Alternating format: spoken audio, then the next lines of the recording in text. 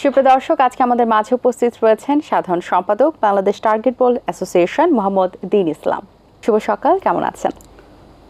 শুভ সকাল, আলহামদুলিল্লাহ ভালো আছি। স্পোর্টসে দীর্ঘদিনের ক্যারিয়ার আপনার, শুরুটা হয়েছিল কিভাবে? আপনি কাউসার আহমেদের আব্বা, উনি আমাকে নিয়ে আসে হ্যান্ডবলে। আচ্ছা, হ্যান্ডবলে আসার পরে হ্যান্ডবলে দীর্ঘদিন কাজ করেছি।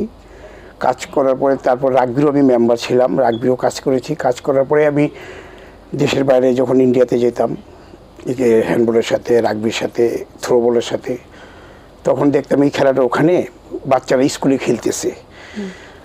তখন আমি চিন্তা করলাম যে আমাদের দেশে ছোট ছোট স্কুল, ছোট ছোট মাঠ, আর বড় মাঠ দিলে আমাদের দেশে খেলা নিতে পারি না। তখন দেখলাম এটা 20 মিটার 30 মিটার, কিন্তু হ্যান্ডবল হলো 30 মিটার 40 মিটার, তার চেয়েও ছোটো। তা আমি দীর্ঘদিন যে আমার আশা করতে করতে তখন আমি চিন্তা করলাম যে এই খেলাটা বাংলাদেশে নেওয়া দরকার। তখন আমি এই খেলাটা বাংলাদেশে আনি।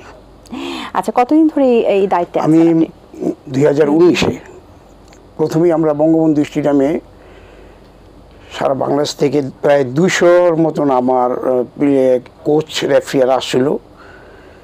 সেখানে এটিএন বাংলা সেখানে কাজ করেছিল, দেখাচ্ছিল আমাদের খেলাটা। আমরা তখন 4 বারের খেলা, এটা বাংলাদেশে 4 বারের খেলা নেই।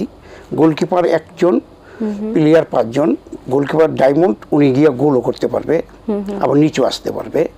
হ্যান্ডবলে যেহেতু 7 জন, এটা হলো আপনার 6 জনের খেলা। তো আমি স্কুলে বাচ্চারা এই খেলাটা আনন্দ পাবে রীতিমতো, এবং আমি 16টা ডিস্ট্রিক্টে খেলাটা চালু করেছি।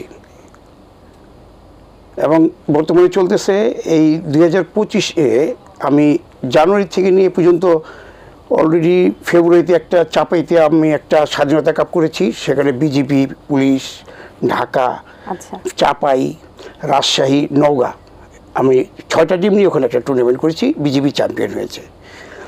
এখন তারপরে আপনার রোজা চলে আসলো। রোজায়ও আমি অনলাইনে আপনি ইন্ডিয়ার সাথে প্রায় 70-80 জন আমাদের সারা বাংলাদেশ থেকে কোচ রেফারি এনে অনলাইনে ক্লাস করেছি। অনেক ধরনের খেলার সাথে আপনি যুক্ত ছিলেন, কিন্তু কেন টার্গেট বলই আপনি বেছে নিলেন? টার্গেট বলটা এই কারণে বেছে নিলাম যে বাংলাদেশে ছোট্ট একটা মাঠে বাচ্চারা সবসময় খেলতে পারবে। কারণ ক্রিকেট খেলতে অনেক টাকা লাগে, ফুটবল খেলতে অনেক টাকা লাগে। এটা শুধু একমাত্র আপনার 400 টাকা একটা বল বা ঊর্ধ্বে 500 টাকা, আর 2000 টাকা দিয়ে একটা রিং আপনার বানিয়ে আপনি যে কোনো জায়গায় মাটিতে 20 মিটার 30 মিটার জায়গা হলে একটা বাঁশ কেটে 6 মিটার বাসটার ভিতরে আপনার রিংটা দিয়ে পরে একটা বল 400 টাকা দিয়েই আমি খেলাটা, মানে যদি মোটামুটিও যদি 4-5টা টিম নিয়ে করি, যদি আমার 10 থেকে 20,000 টাকাই হয়, তাহলে আমি টুর্নামেন্টটা করতে পারি। এই জন্য চিন্তা করলাম যে আমাদের যেহেতু দেশে আর্থিক অবস্থা তেমন না, সেই ক্ষেত্রে আমি চিন্তা করলাম যে সব স্কুলে যদি আপনাকে আমি 10,000 টাকাও দিই, আর ওনারা যদি আমাদের কিছু অনুদান সহযোগিতা করে, তাহলে একটা বাচ্চারা খেলাটা শিখে ফেলবে এবং মাঠে সেই বাচ্চারা সবসময় খেলতে চাবে। এবং টার্গেট বলটা বর্তমানে আপনার 4 বছরে যতটুকু এগিয়েছে, অন্য অন্য খেলা কিন্তু আপনার দীর্ঘদিন অনেক ফেডারেশন আছে, ছোট ছোট, এত আগে নেই। আমাদের এটিএন বাংলা আমার অনেক নিউজ করেছে এই খেলার ব্যাপারে। আমি দেশের বাইরেও খেলে এসেছি, দেশেও আপনি খেলেছি। আমি সাউথ এশিয়া, এশিয়া দুটোই আমি এবং ছেলে মেয়ে চ্যাম্পিয়ন হয়ে আসছি। এই খেলার প্রচলনটা এখন কেমন দেখছেন, এবং শুরুতে আগে যখন এটা এসেছিল খেলাটি, তখন কি আসলে এরকম ছিল কিনা? ইনশাল্লাহ অনেক ভালো। ঢাকায় আমি ক্লাব কাপ করেছি, ন্যাশনাল করেছি, এবং স্কুলগুলিতে এখনো করতে পারিনি। কেন? আপনার অর্থের দরকার। সাবেক যারা ছিল, দেশ চালাইছে, তাদের থেকে অনেকবার আমি ইউনিসিতে সাহায্যের জন্য আবেদন করেছি, আমি সাড়া পাইনি। কিছু কিছু স্পন্সর পেয়েছি, তাদের সহযোগিতা আমি নিজের অর্থায়নে এবং আমার যে প্রেসিডেন্ট আছে ওনাদের অর্থায়নে আমি খেলাটা চালিয়েছি। এবং আমি আশা করি যে কুরবানির পরে আমি বড় একটা টুর্নামেন্ট করব।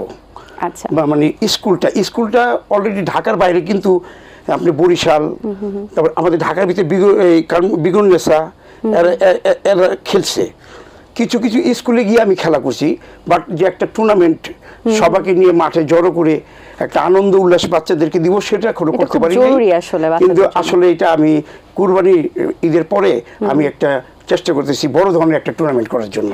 এই যে খেলার প্রচলন বৃদ্ধি করার যে একটা প্রক্রিয়া এবং সেটাতে আপনি কাজ করছেন, আসলে এই বাংলাদেশের আরও অনেক এরকম খেলা রয়েছে এবং স্পেশালি যদি বলি স্কুল পড়ুয়া স্টুডেন্ট যারা রয়েছেন তাদের মধ্যে ক্যাপ্টেন্সি ব্যাপার আনার জন্য কিন্তু খেলা হওয়াটা খুব জরুরি এবং টুর্নামেন্ট তো অবশ্যই, টুর্নামেন্টের মতো আয়োজনে আসলে সব কিছুর একটা সবার একটা সংঘবদ্ধ একটা মিলন মেলাও বলা চলে।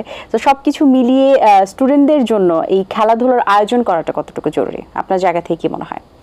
মেন খেলাধুলা হলো যে আমাদের দেশে বড় বড় প্রতিষ্ঠান আছে, কিন্তু খেলাধুলা হলে তারা আগায় আসে না।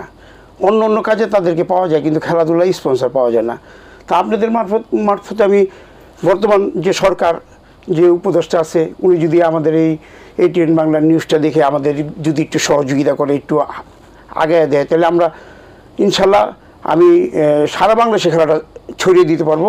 এবং আগামী মে মাসের 9, 10, 11 তারিখে আপনার বান্দরবনে আমাদের একটা খেলা আছে। আচ্ছা, জেলা প্রশাসক গোল্ড টার্গেট বোর্ড টুর্নামেন্ট। সেখানে 6টা টিম আপনার অ্যাটেন্ড করবে। সেখানে চট্টগ্রাম যাবে, বান্দরবন যাবে, পুলিশ যাবে, ঢাকা টিম যাবে এবং ওই খাগড়াছড়ির টিম খেলবে। বিজিবি যাওয়ার কথা ছিল, সেক্ষেত্রে এখন বিজিবি যেতে পারছে না। আপনার ওনাদের হ্যান্ডবল ন্যাশনাল আছে, সেক্ষেত্রে আমরা নিতে পারতেছি না।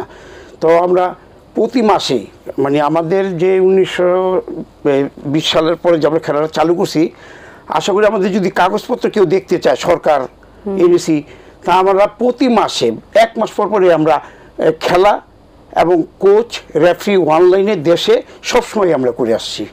আচ্ছা, নারীদের অংশগ্রহণ কেমন দেখছেন খেলাধুলায় এখন? নারীরা তো এটা খেলতে অনেক আগ্রহ, কিন্তু ওই যে বললাম না, একটু অর্থের জন্য দেরি হচ্ছে। কিন্তু আমরা নারীদের টুর্নামেন্ট একটা করেছিলাম বরিশালে। আচ্ছা, বরিশালে করেছিলাম একটা স্কুলে, আর মাগুরায় করেছিলাম আমরা স্কুলে একটা নারী টুর্নামেন্ট।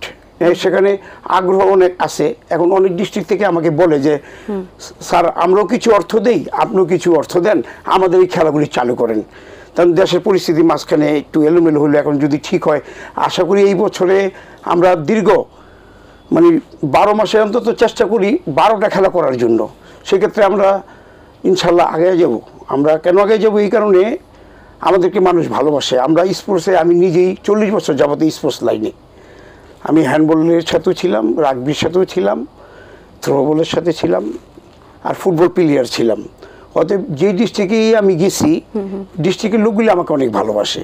ওরা বলে যে স্যার, অর্থের দরকার নেই, আপনি আমাদেরকে একটু যোগান দেন, আপনার খেলাটা আমরা খেলবো। কিন্তু বর্তমান সরকার অনেকটা উদ্যোগ নিচ্ছে দেখলাম, ঢাকার বাইরে মাঠগুলি সুন্দরভাবে করার জন্য, গ্যালারিগুলি করার জন্য। তা আমি যত ঢাকার বাইরে গেছি, আমাদের ঢাকার বাইরে কিন্তু প্রচুর জায়গা আছে। যেমন দিনাজপুর বলেন, রাজশাহী বলেন, চাপাই বলেন, এই সব জায়গায় দেখলাম যে অনেক জায়গা আছে খালি পড়া। কিন্তু এই বাচ্চাদেরকে মাঠে আনতে হলে ওই সব জায়গায় আমাদের যেতে হবে। যেতে হলে অর্থের দরকার, মেনটাই তো অর্থ। তা আশা করি ইনশাল্লাহ আমি ঢাকাতে যদিও মাঠ না পাই, কম খেলা করে আমি আমাদের 64টা জেলাতে আমি খেলা করার চেষ্টা করব। এটা আমার মনের আশা। এবং যদি আল্লাহ তাআলা আপনাদের মারফতে কোনো একটা স্পন্সর ছোটোখাটো পাই, আমাকে যদি বছরে সহযোগিতা করে, তাহলে ইনশাল্লাহ আমি বাকি কাজটাও করতে পারবো, বাচ্চাদেরকে মাঠে রাখতে পারবো। জি, স্পোর্টস সেক্টরে যারা আসলে ঊর্ধ্বতন কর্মকর্তা রয়েছেন, তারা যদি আজকে আমাদের এই আলোচনাগুলো দেখে থাকেন, তাহলে হয়তো বা তাদের দৃষ্টি আকর্ষণ করা যেতে পারে। আচ্ছা, এই খেলাটি খেলতে কি কি প্রয়োজন পড়ে? আমি বললাম আমাদের 4টা বার, রিং, হ্যাঁ, একটা 20-30 মিটার মাঠ, 2-4 জন রেফারি লাগে। 2 জন মাঠে থাকবে, 2 জন সাইড লাইনে থাকবে, বারের পিছনে 2 জন থাকবে আর কি। ও যদি ক্লিয়ার দিবে, গোল হলে হাত দিলে রেফারি বাঁশি বাজাবে। তো ছোট মাঠের ভিতরে টেবিলে কিন্তু আমাদের অনেক লোক লাগে। ওই যে বললাম 4 জন, আবার টেবিলে লাগে 4 জন, স্কোরিং লিখতে, বুটে লিখতে। আচ্ছা, অসংখ্য ধন্যবাদ আপনাকে। ভালো লেগেছে আপনার সাথে কথা বলে। আপনি যে সব উদ্যোগের কথা বলছিলেন, এগুলো আসলে সফল হোক, সেই শুভকামনাই রইল আপনার জন্য। ভালো থাকবেন সবসময়। ধন্যবাদ আপনার ATN বাংলাকে। দর্শক, আশা করছি আজকের আয়োজন আপনাদের ভালো লেগেছে। আজ এই পর্যন্ত। আপনাদের সঙ্গে দেখা হবে আগামী পর্বে নতুন কারোর সঙ্গে। সেই পর্যন্ত ভালো থাকুন, সুস্থ থাকুন এবং ATN বাংলার সাথেই থাকুন। আল্লাহ হাফেজ। দিন আসে দিন যায়, সময়টা চলে যায়, তবু আছি এই বেশ ভালো। জীবনটা রঙময়, যেভাবেই হওয়া চাই, নয় কভু সাদা কালো। এই আশাতে স্বপ্ন ভাসে, সুখ হাসে চোখে মুখে, চায়ের চুমুকে।